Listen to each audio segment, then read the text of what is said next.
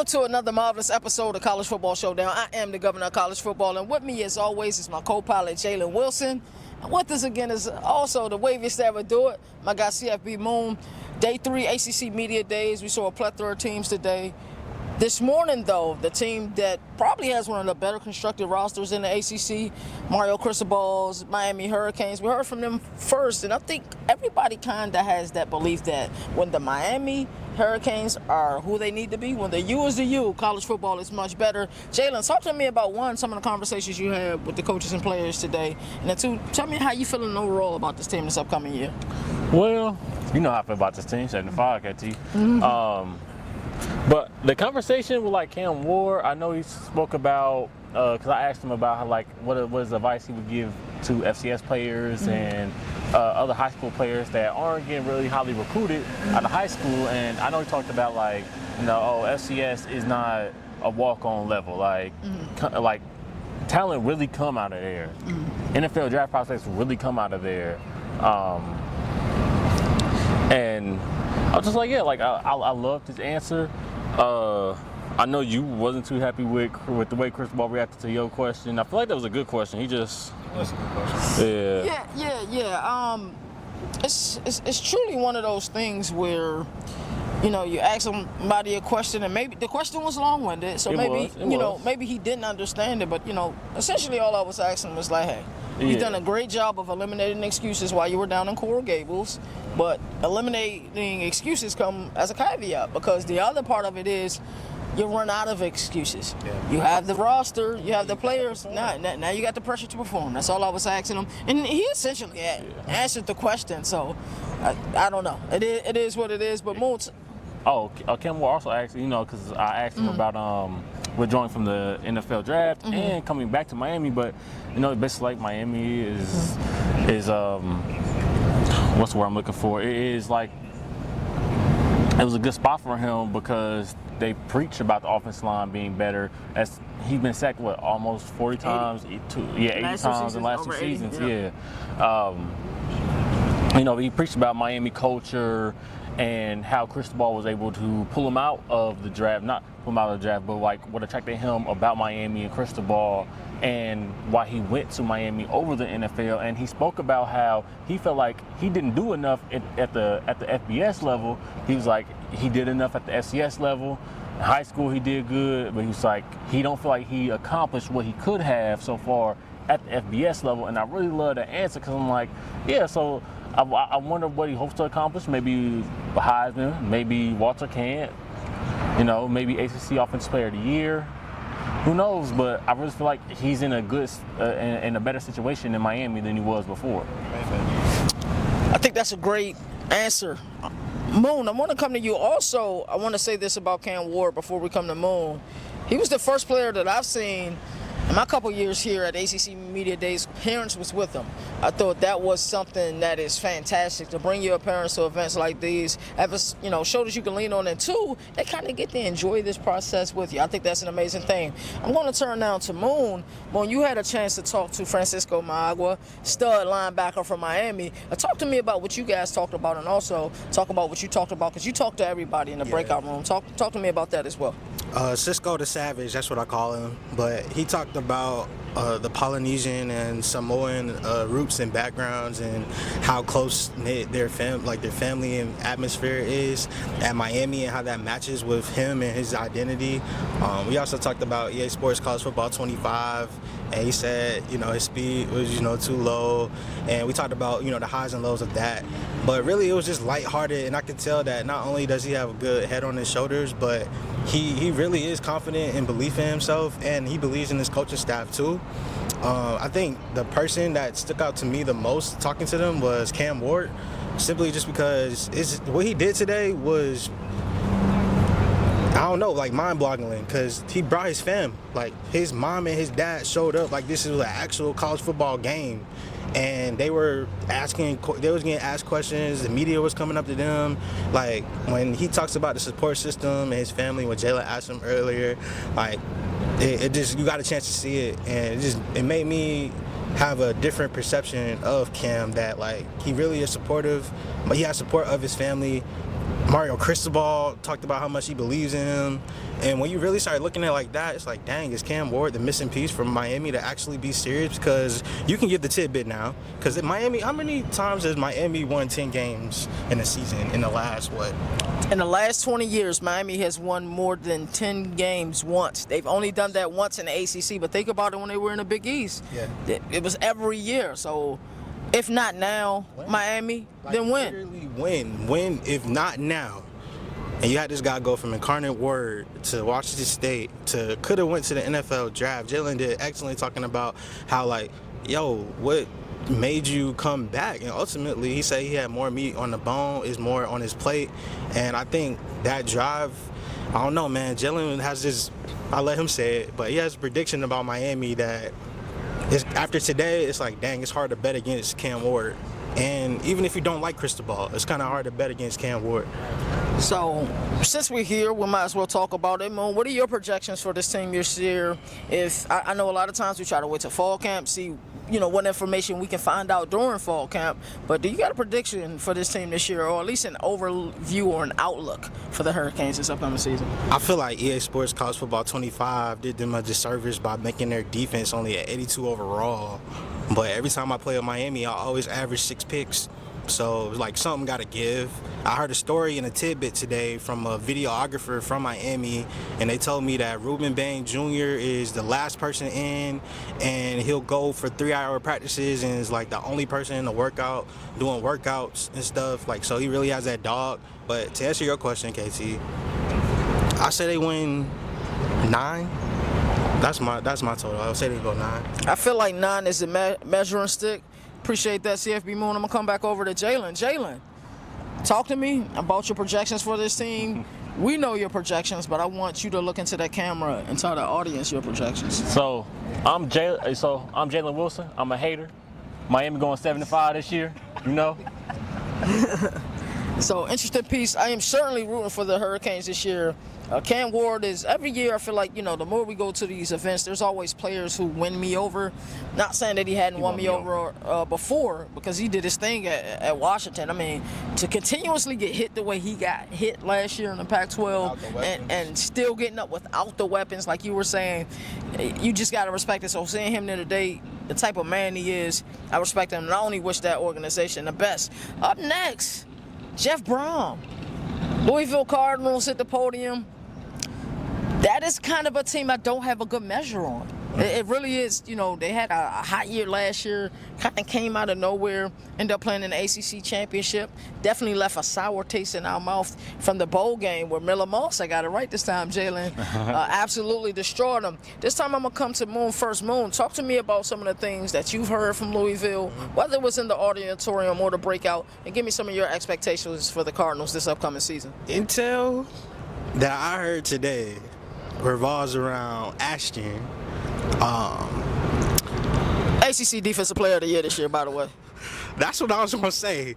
Not only does he have that working in his favor, but it seems like the media and the higher-ups, people that I've got a chance to talk to, they all love this kid. Like, love him. So he's definitely a hot topic right now. He deserves all the credit and recognition. I really haven't really heard much out of for Louisville outside of that. It's a lot of uncertainty. It feels like Louisville and Pittsburgh are the two teams where it's like it could go either way. Like Pittsburgh, we all had high expectations for them last year, and then they fumbled the bag. Coach Narduzzi will tell you that himself. Louisville with Brom, it's like I still remain a believer just only because of the consistency of him. And I think that's what, if you're a Louisville fan, L's up, I think you'll lean into this team, just the consistency and the DNA of what Brom is and what he brings as like a rallying cry or that you can get behind. He's another guy who I really enjoy his coach speak, like the Brent Prize of the world. You can just tell he just get it. He understands he in Louisville. He understands he's back home, and he understands that those criticisms are real. That's something that he said last year here at ACC Media Days. I really enjoyed the players that he brought with him. Tyler Shuck, it'll be interesting to see if he can have some of the success that Jack Plummer was able to have there. Got his name right, too. Yeah, we did. And I spell it on the paper as H-U-C-K. I never get it wrong, I promise you.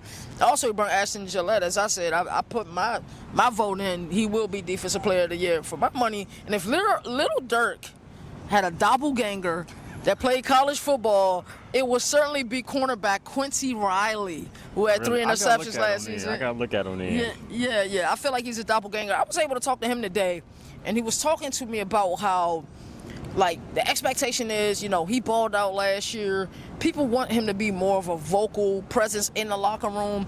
He's not a rah-rah guy. He's truly one of those type of people. He's a subtle flexor. Like, bro had a rollie on, he was, you know, iced out, but he's just one of those type of people. He let his play do the talking, and it's hard when you go from being, all right, I'm a quiet guy, I'm gonna mind my business, I'm gonna work hard, to being that guy like, hey, you had a missed assignment on this play. It's a really tough read, but I'm glad that is something that he is working on. Jalen, I'm gonna come to you and talk to you about Louisville. You was able to have a conversation with Jeff Brom. Tell me what that was about. Yeah. So I just asked him basically like how he him and Louisville went to ACC championship game last season. They lost in a really close game to Florida State. And he was like, you know, we went out, got some players some new players that really feel like fits the team. And I asked him about like the practices and the training camps and how like that just made, and how him and Louisville are going to use that to build off of last year and achieve kind of what they did last season. He was like, yeah, like they're intense. They preach discipline, and like I liked his answers or his answer. I didn't stay in there a full time, so I didn't get to hear everything that he said. But I really liked his answer to my question. He also did give me a stone face when I asked, hello, Coach Brom, how you doing? Yeah. He was just like, let's lock in. Yeah, like, bro, ask me the question. Like dang, man. That's that business lock approach. And full disclosure, everyone, things were not unorganized by any stretch of the imagination. They was just a little jumbled up. We had teams in the breakout room and in the auditorium at the same time. Typically, that isn't the case. So, of course, we want to be able to see everybody. So, let's talk about Manny Diaz and the Duke Blue Devils. You know that team that like is a basketball team, but kind of play football on the side. Yeah, they trying to play football. You know, they might make a bowl game 2 years out of a 3 years out of a decade. Yeah. But in all fairness and all seriousness, I've talked to a plethora of sources. I won't leak the source, even though if you pay attention, you'll know one of the sources. And they all spoke about the way that Mike Elko left the team. They said he addressed the team in a Zoom call, and I guess he left Durham that night, and he was on his way to College Station, and a lot of people don't respect the way that he left. But enter Manny Diaz, a guy that's familiar with the ACC. He was recently in Miami, so they had to be weird today to kind of be there and see, your old team, and he's coaching Duke now. Duke brought everybody with him. Duke had a party, man. Open quarterback competition between Grayson Loftus and Malik Murphy. I'm excited for this Duke team this upcoming year. I'm going to go start with Jalen first. Jalen, you had an opportunity to talk to Manny Diaz. Talk to me about what that was like. Yeah, so I asked him basically what are the most important things he learned about his team this season, and he basically said like how like they embrace Duke culture, they embrace Duke, and now he realizes like being at Duke, good grades, good parents, scholastics. Yeah, he really preached about the culture. Cristobal also spoke on the parents as well, so I think that's pretty cool that parents got some shout outs today. Like he just preached about how like they were off the field, really in film room and practice, in the classroom, really. So yeah, he did. He really like crazy touch on the field stuff, but that's not surprising because it's the off season. So, but I liked how he touched on like the off the field stuff, and I feel like that was a really good answer. And I wasn't expecting him to give that long-winded answer for real. But that's when you know it's a good question when coaches do stuff like that. I'm going to move over to CFB Moon. So let's talk about this quarterback competition. And I think what was it, 5 schools we counted that brought two quarterbacks. On day one, we seen Kevin Jennings, and I think this is like on the lighter side of the quarterback competition. I think Kevin Jennings and his quarterback battle is like more intense than this one is, because like when Grayson Loftus talked about the competition, he brought up the chemistry first and foremost between him and Malik. But I ain't gonna hold you. When he was talking about that, I said to myself, all right, it's all good if you say it, but until Malik Murphy come out and say that he rock with you, then I'm just gonna assume that he doesn't. And then literally minutes later, Malik came back and said the same thing. Like, he's been relying on Grayson to teach him more about Duke, teach him more about, like, what's going on in the ins and outs of the university since he's been there longer. And that's something that stood out to me with the quarterback comp. But Manny Diaz was my biggest winner of day 3 of ACC Media Days. Wow, Manny Diaz, biggest winner of day 3 Media Days. And yeah, that Kevin Jennings and Preston Stone quarterback battle, it sounded like Rhett Lashley, and I know we're going back to day 1, it sounded like he was going to use a 2-quarterback system. From what it sounded like, he said quarterback one, even though I think we all believe that Preston Stone, I think you believe that is right. I think Preston Stone will win it. So, Jalen, we talked about Duke. Wake Forest is coming up. What are your expectations for Duke this year?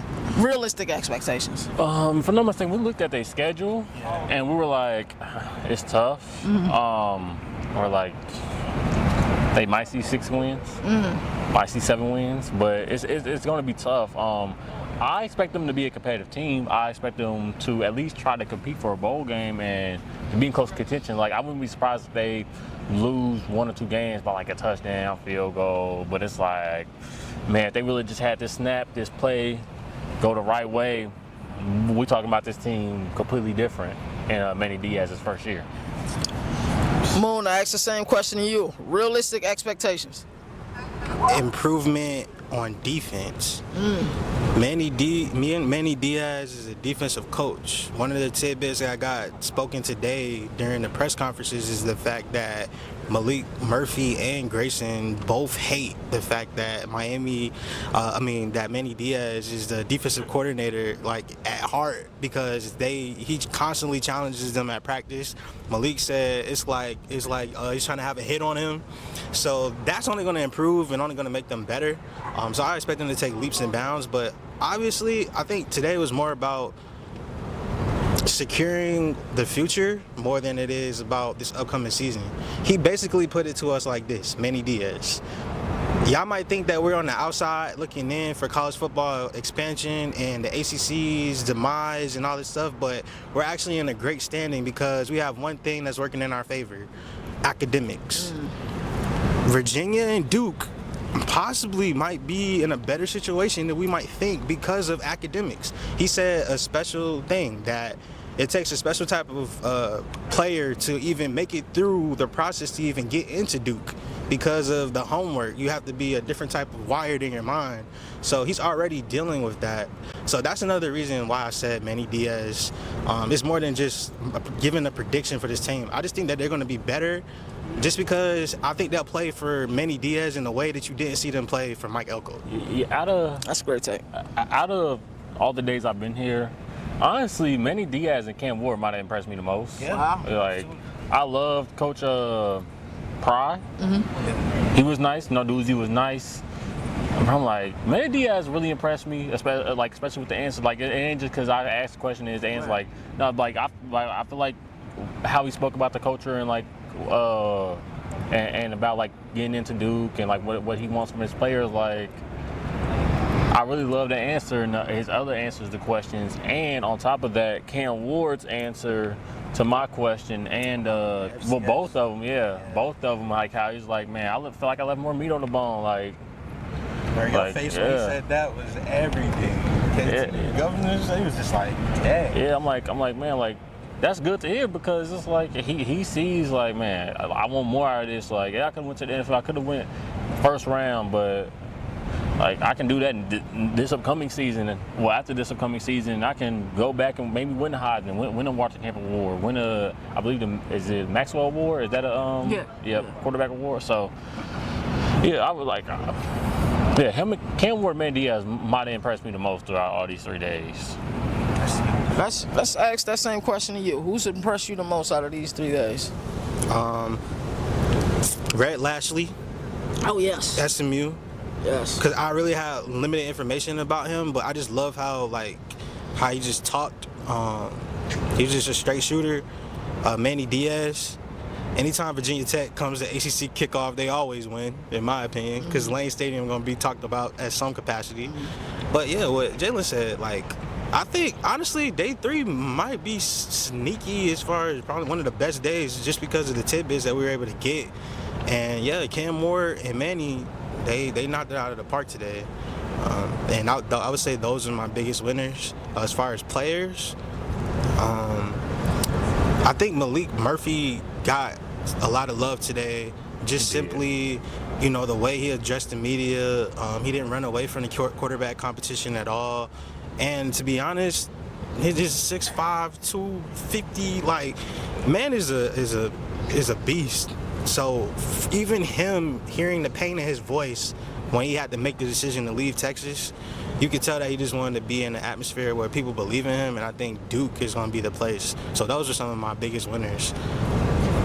I want to do a couple shout-outs before I close out the show. You know, typically Jalen does the shout-outs, but I want to thank some people behind the scenes.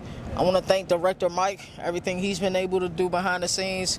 I want to thank one of our lead camera operators, Molly G. Yeah, absolutely hilarious.